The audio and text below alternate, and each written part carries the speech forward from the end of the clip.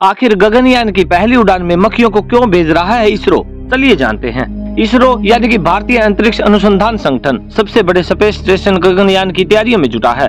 देश के पहले मानव अंतरिक्ष मिशन गगनयान के लिए वैज्ञानिकों को ट्रेनिंग भी दी जा रही है। भारतीय गगनयान मिशन में अंतरिक्ष यात्रियों के साथ 20 मक्खियों को भेजा जाएगा। इन मक्खियों के माध्यम से अंतरिक्ष यात्रियों में किडनी स्टोन की बीमारी का अध्ययन किया जा सकेगा। दिलचस्प बात यह है कि इन मक्खियों में 77% जीन ऐसे होते हैं जो इंसान में बीमारियों का कारण बनते हैं। मक्खियों का उत्सर्जन तंत्र मानव गुर्दों से मेल खाता है और इसके अलावा वयस्क मक्खियों में स्टोन विकसित हो सकते हैं। इसलिए मक्खियों पर प्रयोग से किडनी स्टोन की समस्या का इलाज मिल सकता है। धारवाड़ की यूनिवर्सिटी ऑफ एग्रीकल्चर साइंसेज के डिपार्टमेंट ऑफ बायोटेक्नोलॉजी ने Indian institute of space science and technology के साथ मिलकर यह साइंस प्रोजेक्ट पेश किया था, जिसे इसरो ने मंजूर कर लिया है।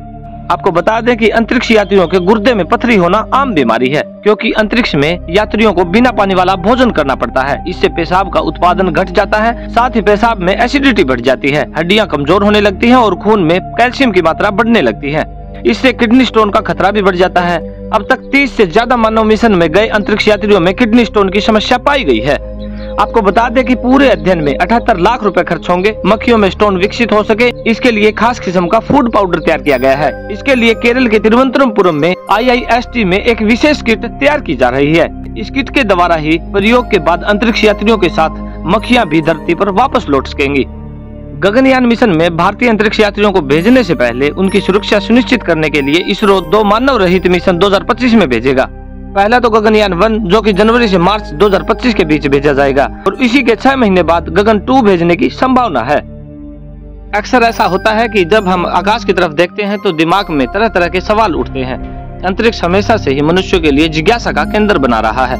इसी का कारण ब्रह्मांड में छुपे रहस्यों को जानने के लिए हम लंबे समय से कई अंतरिक्ष मिशन स्पेस में भेजते आ रहे हैं। यही नहीं, साल 1969 में अपोलो मिशन के अंतर्गत चंद्रमा से जुड़े रहस्यों को जानने के लिए हम वहां पर इंसानों को भी भेज चुके हैं। हालांकि अंतरिक्ष में इंसानों को भेजना कोई आसान काम नहीं था।